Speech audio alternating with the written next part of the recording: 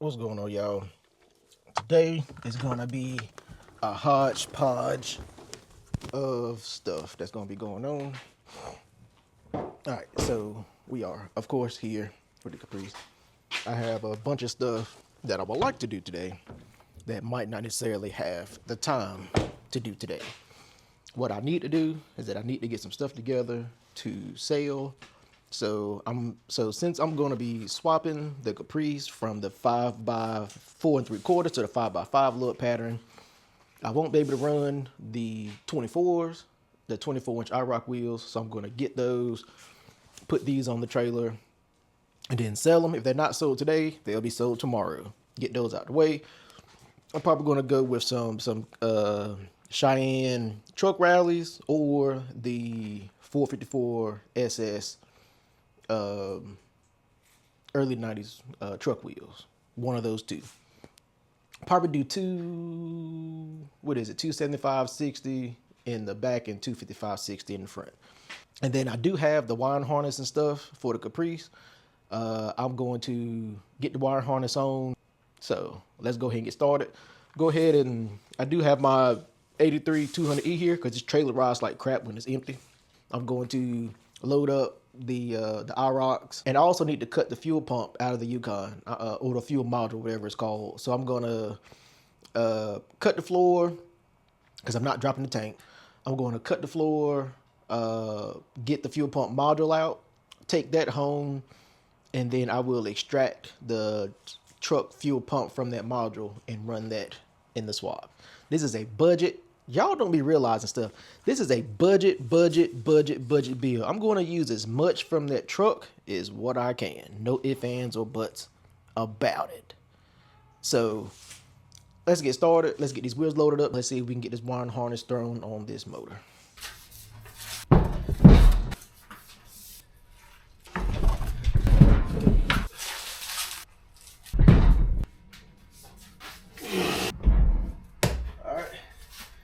Got that done. Wheels loaded up, and I think I need to cut this red plug off because I think it's 4 plugs. I think this red plug needs to come off. I don't know what that big wire right there runs to. I think I need to cut this plug off because one of these harnesses is one wire for the fuel pump. Let's go ahead and get the stock harness out, and let's get it hooked up to the motor. I remembered when I got here that I do not have the starter hooked up, so won't be getting like a first start today, but at least we're going to try to get everything worked out to where we can in the future. So on the stock motor, the wiring harness, the computer and the tack module is on the driver's side. The computer sits kind of like in front of the motor, like by the power steering pump. So we're going to put that on the fender. And then, of course, the tack module is on the back firewall. So this needs to go towards the wheel tub, the driver's side wheel tub. So if you get an aftermarket harness, then all of that can be completely different. I think they put like 2 miles of extra wires on it so that you can actually run it. You can run your computer in the car.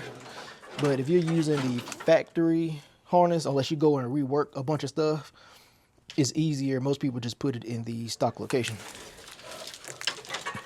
All right, so is this the driver side stuff?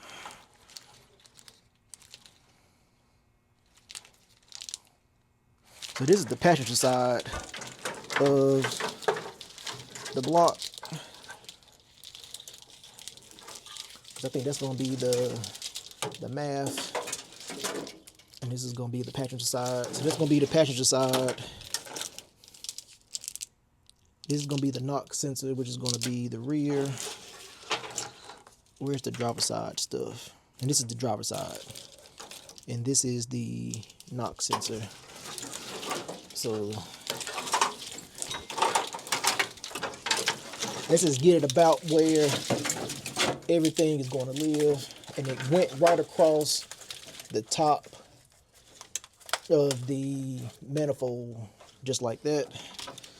And this is going to be the front block ground, and then this is going to be for the starter.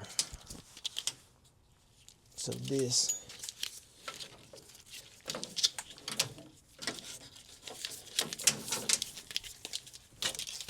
is gonna go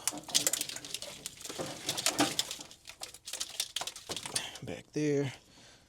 And then this is all the transmission stuff. So just try to get it laid out roughly where it's gonna be and just start plugging stuff up. So I'm gonna time lapse it. And like I said, we're not gonna get a first start today. Cause like I said, I don't have the starter in, but at least I can get everything plugged in and get everything ready and just one step closer to being ready to fire up.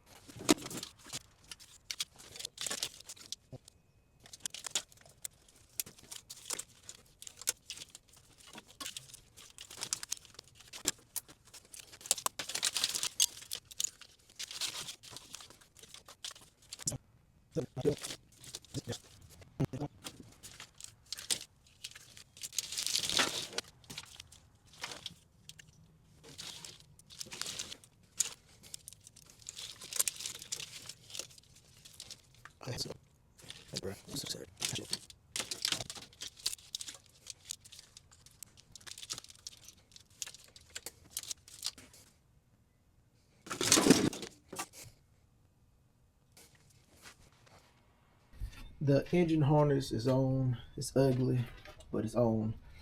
The factory power wire and the factory crank sensor and starter trigger wire ran under. It had a bracket that kind of bolted to the front of the oil pan, and then it ran around the side of the block. I don't know if I could duplicate that route safely. So I need to figure out. I might try to just take the wires over top and see if they fit.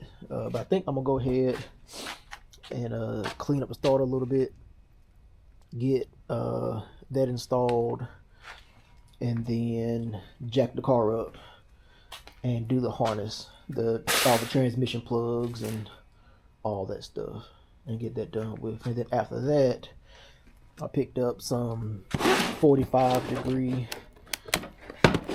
spark plug wires. These were like the cheapest wires that had decent reviews, because the stock wires are straight, and it's like 2 cylinders that won't clear because they straight and they bump into the S10 shorties.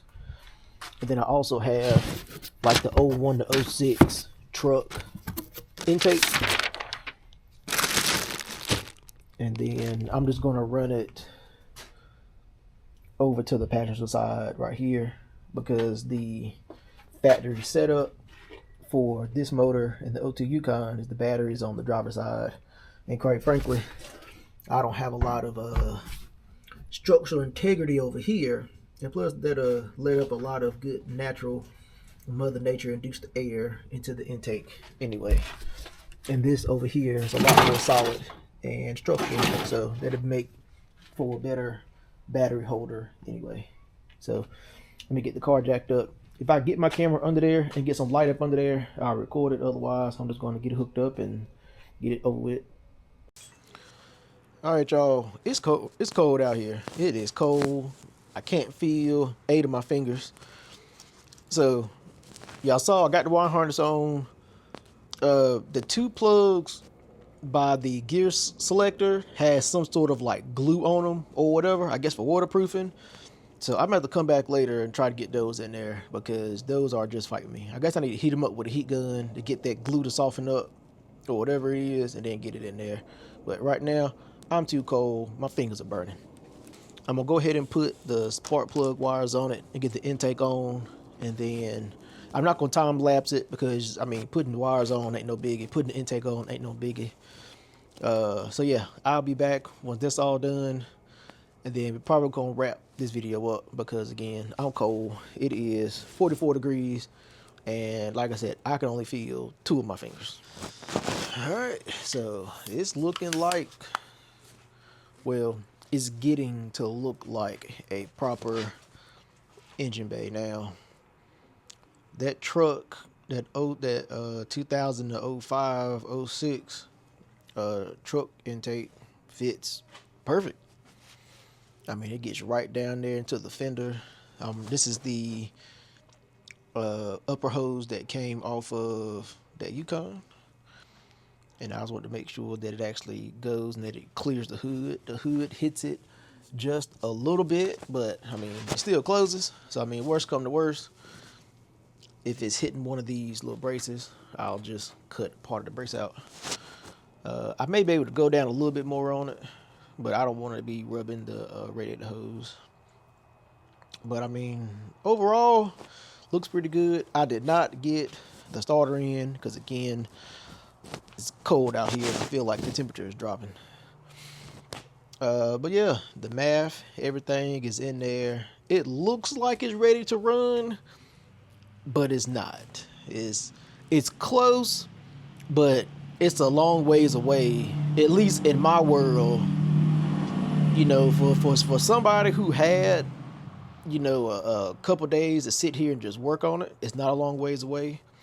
But for me and my schedule and my life and the holidays and everything, I don't have that time. Like I said, it's a few weeks before Christmas. I may have 1 day or 2 days. And when I say 1 day, when I say 1 or 2 days, I mean like today, like I might have 4 or 5 hours. I might have 10 hours total in the next 3 weeks where I might have time to come down here. And when I do come down here, it's going to be colder than what it is right now. So that's why I was trying to get a lot of this stuff done before it got cold. But, you know, with life and family and work and everything, that time goes by quick. But I'll try to make a little bit of progress to keep that motivation going. You know, even though it's not running, it looks like it could run. So it's just that motivation. You keep that motivation going. A lot of people lose motivation when the stuff is taking a long time because you're looking at, you know, other people and people who drop their cars off at shops and YouTubers who YouTubing is their job. Then yeah, if it's their job to YouTube, even if they regular people, they have that 40, 50 hours a week to dedicate to their craft. I gotta work 40, 50 hours a week.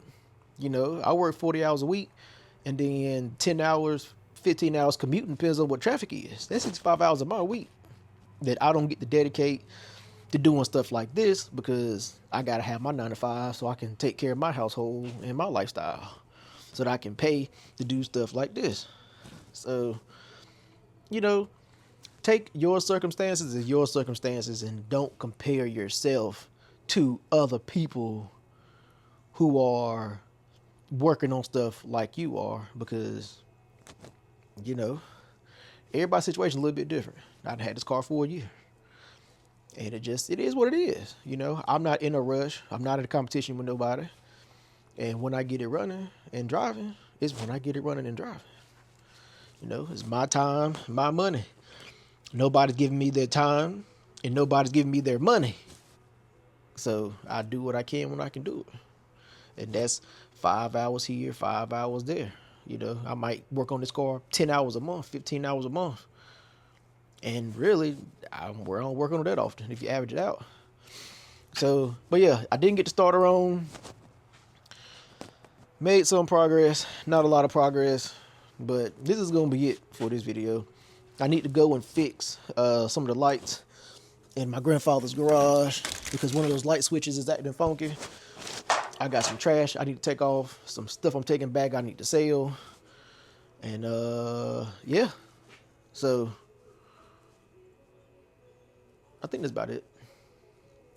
But yeah, the next video will be like a 1-year update on the car for people who haven't watched the rest of the videos. And that might be it for 2025 when it comes to videos on the Caprice. Y'all get 2 more videos and then we'll see what happens in 2026. So yeah, always remember, think, build, enjoy. Peace.